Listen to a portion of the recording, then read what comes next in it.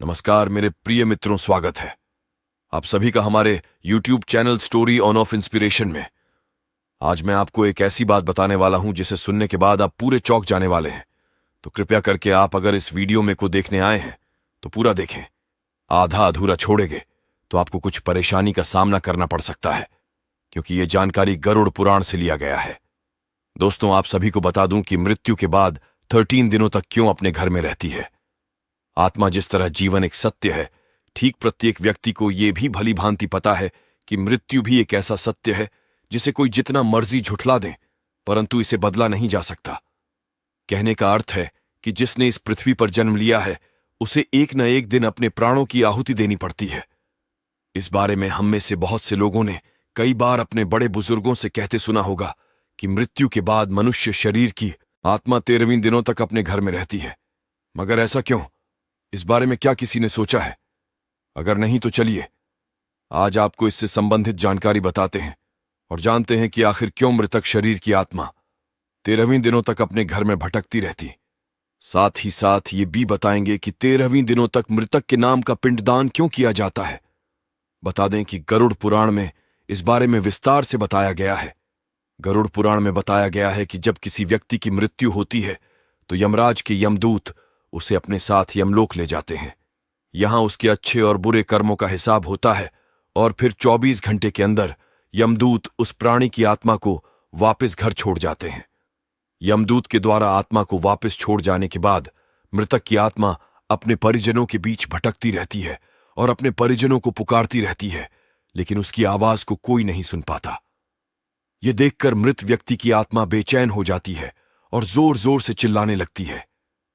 इसके बाद आत्मा अपने शरीर के अंदर प्रवेश करने की कोशिश करती है, लेकिन यमदूत के पास बंदिश होने के कारण वह मृत शरीर में प्रवेश नहीं कर पाती। इसके अलावा गरुड़ पुराण की माने तो जब यमदूत आत्मा को उसके परिजनों के पास छोड़ जाती है तो उस समय उस आत्मा में इतना बल नहीं होता कि वो यमलोक की यात्रा तय कर पाए।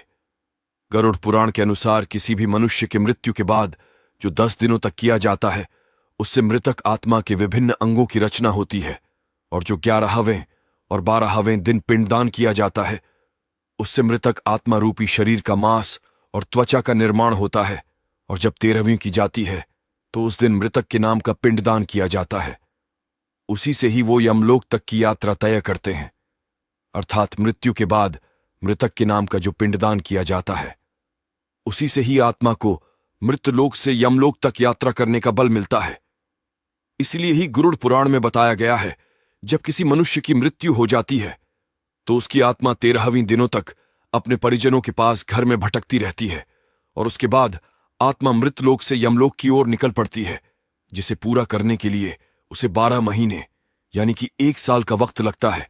इतना ही नहीं, मान्यता के अनुसार 13वीं दिनों तक मृतक के नाम का किया गया पिंडदान उसके 1 वर्ष के भोजन के समान होता है। पिंडदान न किया जाए तो क्या होगा, इसके अलावा बता दें।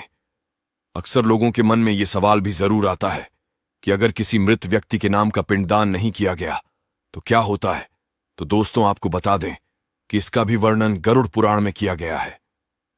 जी हां, जिस मृतक व्यक्ति का पिंडदान नहीं किया जाता यमदूत उसे 13वीं दिन जबरदस्ती घसीटे हुए यमलोक की ओर ले जाते हैं और मृतक व्यक्ति की आत्मा को इस दौरान काफी कष्ट उठाना पड़ता है।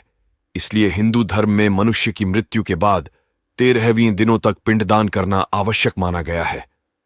इसके अलावा आपको बता दें कि 13वीं दिन परिजनों के द्वारा मृतक व्यक्ति के नाम का जो भोज करवाया जाता है, अगर वह कर्ज लेकर किया जाए तो मृत व्यक्ति की आत्मा को शांति नहीं मिलती। इतना ही नहीं, गरुड़ पुराण में यह भी बताया गया कि जो व्यक्ति जीवित रहते हुए अच्छे कर्म करता है, मृत्यु के बाद उसकी आत्मा को यात्रा के दौरान यमदूत कोई कष्ट नहीं देते, और जो व्यक्ति बुरे कर्म करते हैं उसकी आत्मा को यमदूत यात्रा के दौरान कई यातनाएं देता है और आत्मा को कई कष्ट भोगने पड़ते हैं।